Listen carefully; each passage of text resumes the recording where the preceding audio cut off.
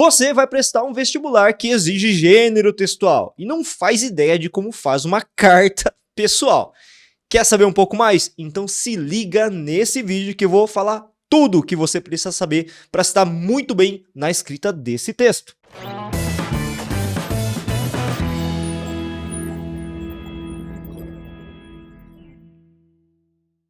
Fala, gente linda! Beleza? Japa da redação aqui trazendo sempre conteúdo de qualidade para todos vocês.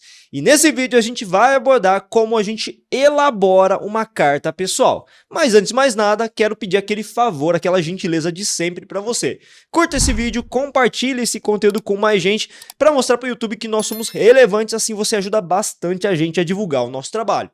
E para você que não é inscrito, vai lá, se inscreve no nosso canal e ative o sininho de notificações. Lembrando que tem vídeo quente para você toda semana. Agora sim a gente pode começar o nosso conteúdo, mas vale sempre ressaltar que a carta pessoal é um subgênero que está alocado dentro de um macro grupo de gêneros chamado de epistolar.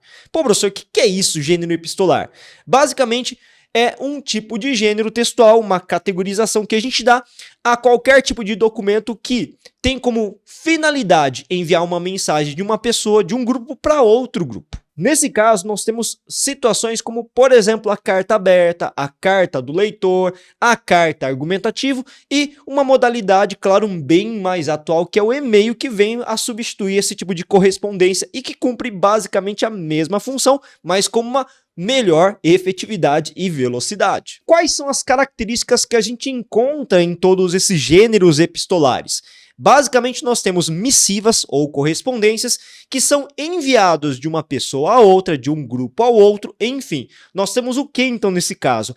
Um remetente específico e um destinatário também específico. Veja, eu não estou fazendo um texto para ser lido num grande noticiário, numa grande rede, numa rede social inclusive, né? Eu estou escrevendo de um público específico para o outro público específico nesse caso. Então essa é uma característica que é inerente a qualquer tipo de correspondência ao gênero epistolar. Além disso, vale lembrar que as cartas elas podem variar muito em relação ao seu gênero de acordo com os propósitos que estão inseridos nela. Por exemplo, se eu tiver uma carta que eu quero enviar para o Congresso, para o Senado, para um deputado específico, supondo aí, sugerindo um projeto de lei bem bacana para fazer com que facilite-se a inclusão de deficientes visuais no mercado de trabalho. Pô, bacana essa proposta. O que eu tenho que fazer? Eu tenho que destinar uma carta muito formalmente escrita, expondo argumentativamente a viabilidade desse projeto. Então, nesse caso, a carta ele tem uma realidade muito diferente do que a gente está acostumado numa carta pessoal. Nesse tipo de correspondência que a gente vai abordar especificamente hoje com mais detalhismo ao decorrer da aula, a gente tem uma outra situação, em que os destinatários são muito conhecidos entre si e a situação de afetividade ou de subjetividade pode induzir a uma linguagem mais simplória, mais informal inclusive. E vale lembrar que as cartas têm marcadores linguísticos e características muito peculiares, como é o caso do vocativo, em que você tem que se comunicar constantemente ou invocar constantemente essa outra pessoa a quem você destina a carta, para testar o canal. É o que a gente chama muitas vezes de função fática da linguagem. Agora, voltando às nossas atenções especificamente para a carta pessoal, veja o nome, que interessante, carta pessoal. Então se trata de algum tipo de documento que mostra um alto grau de subjetividade, de afetividade, de pessoalidade. Tudo bem que a gente não escreve mais carta, usa o celular, etc. Mas alguns vestibulares ainda exigem que você saiba esse gênero e saber estruturar, assim como também as suas funções, é muito importante. Por isso, vamos às características. Primeiro ponto, a carta pode ter os mais diversos assuntos que podem variar das mais diversas situações. Claro que todas essas contextualizações de situação de comunicação, a proposta que vai dar para você. Mas veja, a carta pode ser enviada com vários propósitos, como por exemplo, poxa, eu arrumei uma namorada, eu quero comunicar para os meus pais, para o meu colega, como eu estou feliz, envio uma carta. Eu quero comunicar aos meus pais que eu entrei naquela faculdade que eu tanto sonhava, envio uma carta. Eu quero comunicar comunicar que eu estou muito triste, melancólico, envio uma carta. Veja que esse tipo de documento era muito utilizado num período anterior ao surgimento dessas novas tecnologias e era amplamente difundido principalmente por famosos escritores que trocavam bastantes correspondências com o objetivo de tentar minimizar até mesmo a solidão. E nesse tipo de documento nós temos claramente o emissor e o receptor. Você, dentro de uma proposta textual como essa, vai internalizar uma personagem que é o emissor.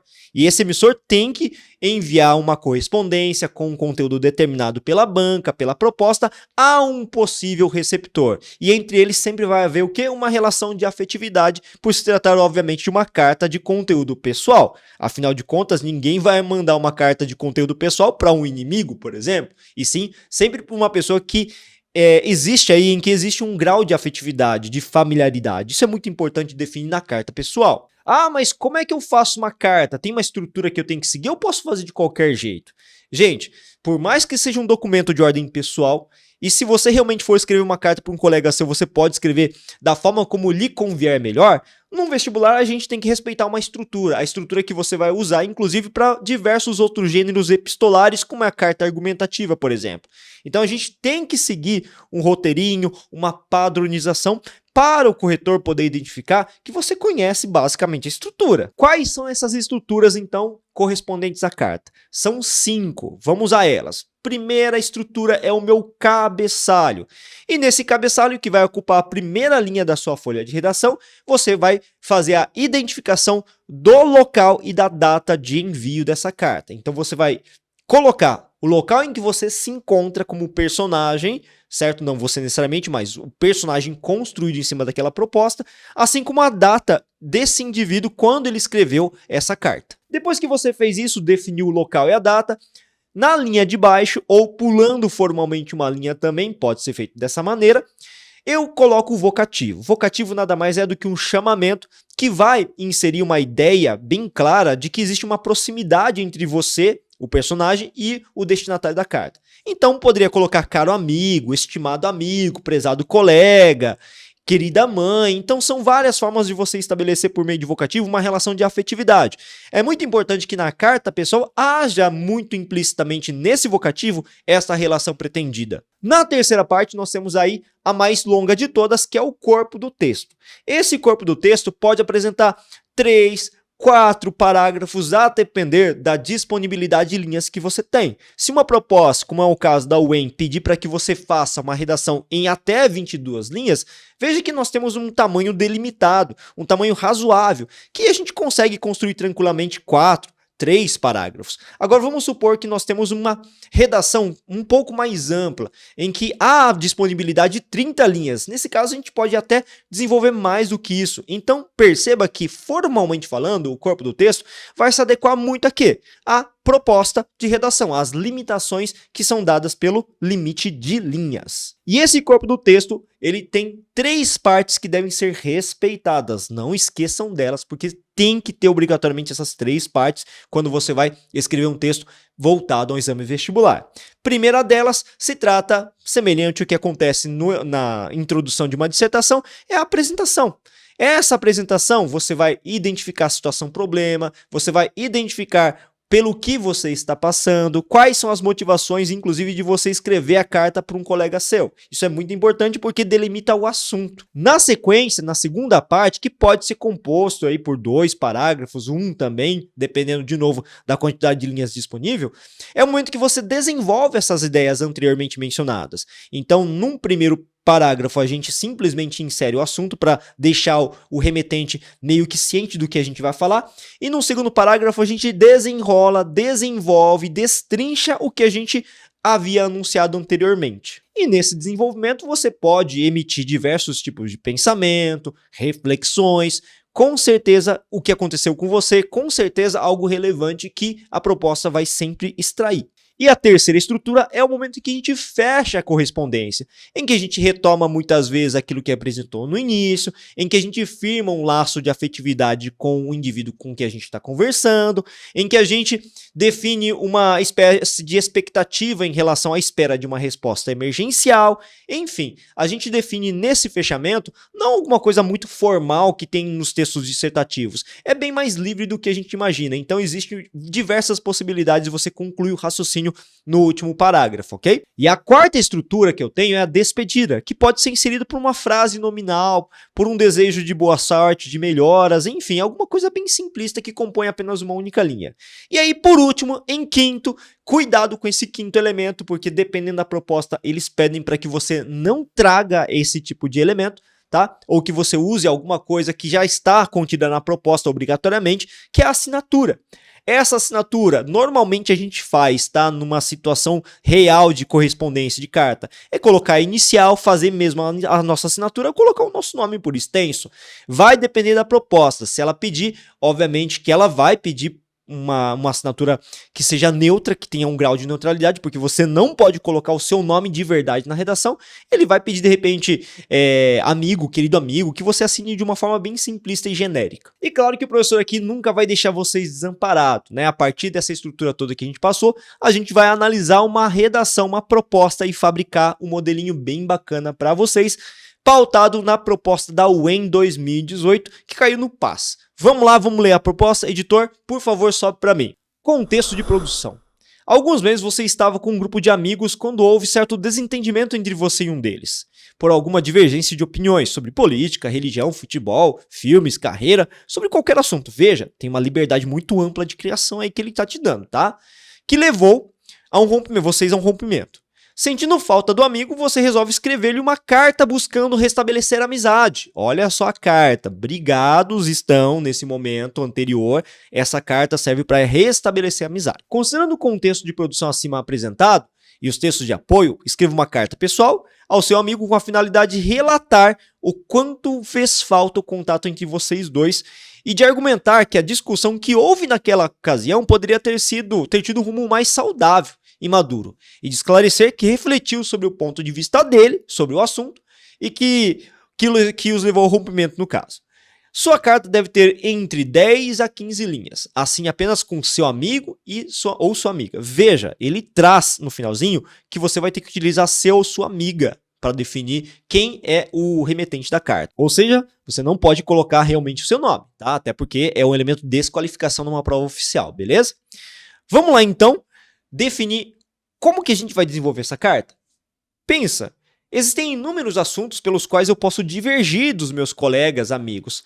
Como ele citou um exemplo que ele pode dar: política, filme, religião, por que não, né?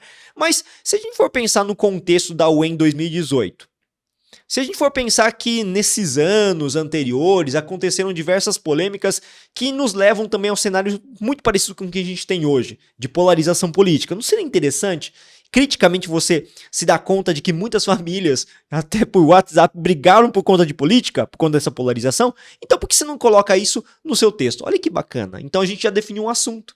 A polarização política, direita e esquerda, brigaram por conta desse assunto.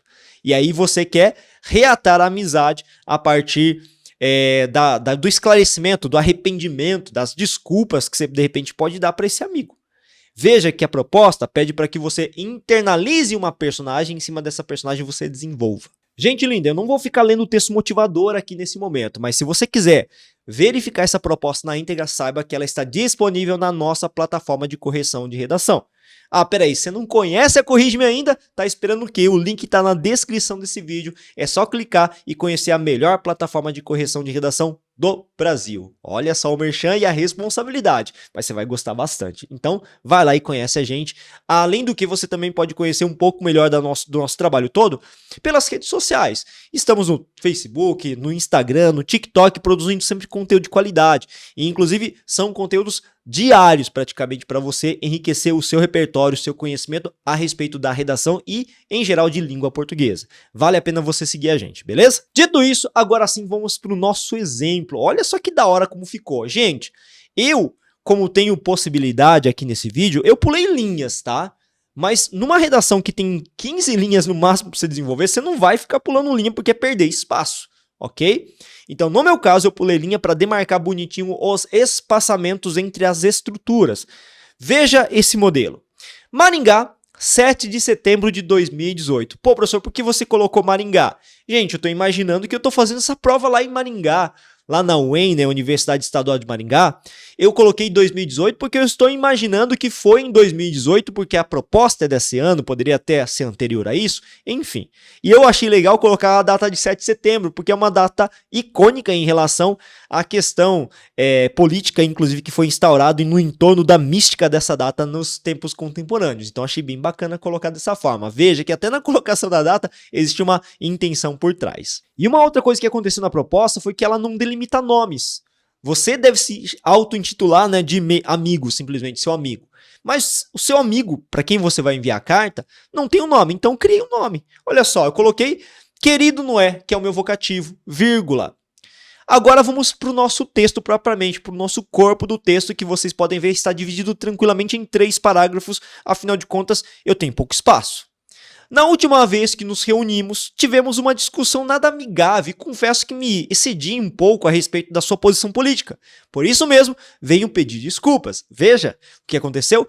Eu estou contextualizando num primeiro parágrafo a situação toda. Eu consigo contextualizar o conflito, recupero a briga e eu venho aqui falar do porquê, da razão de eu enviar a carta. Isso é muito importante, eu estou estou colocando no primeiro parágrafo a razão pela qual eu decidi escrever essa carta. Isso é importante, tá? Agora a gente vai desenvolver. Creio que o momento pelo qual o país passa, de intensa polarização política, tenha feito muita gente perder um pouco de equilíbrio e intensifique mesmo os ânimos quando o assunto é política. Conosco não foi diferente, veja, pois eu defendo uma pauta de esquerda e você de direita. No entanto, quero deixar claro aqui que isso não pode ser um fator determinante para a nossa amizade de mais 10 anos acabar. Criei isso na minha cabeça, né? Poxa, vamos colocar um vínculo bacana, né? 10 anos, né? Pois a nossa relação vai muito além dessas diferenças e precisamos ser melhores que isso. Olha só, eu estou argumentando, né? Me responsabilizando por parte da culpa, do conflito, argumentando, apelando também para o lado afetivo. Pô, 10 anos de amizade, né? Isso tem que ficar evidente na carta e fazer com que o corretor, quando vê esse texto, ele realmente pense que, nossa, e essa carta é de verdade, olha que bacana, né? Último parágrafo do corpo do texto. Assim, refleti muito sobre tudo que se passou. E como adultos e parceiros que somos, acho que as visões divergentes são muito válidas. Por isso poderíamos ter nos encaminhado para uma situação menos desagradável, obedecendo a comanda, né?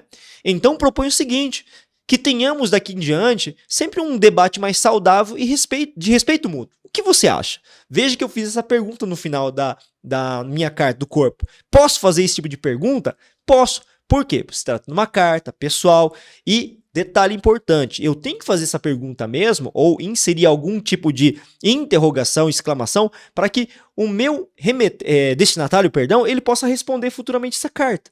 Então, veja, eu tenho que me imaginar numa situação em que eu estou enviando uma carta em que eu espero uma resposta. Então, eu insiro uma pergunta. O que você acha? E aí eu espero a resposta desse destinatário, beleza? E depois a gente insere o que? A nossa despedida. Espero sua resposta ansiosamente, seu amigo.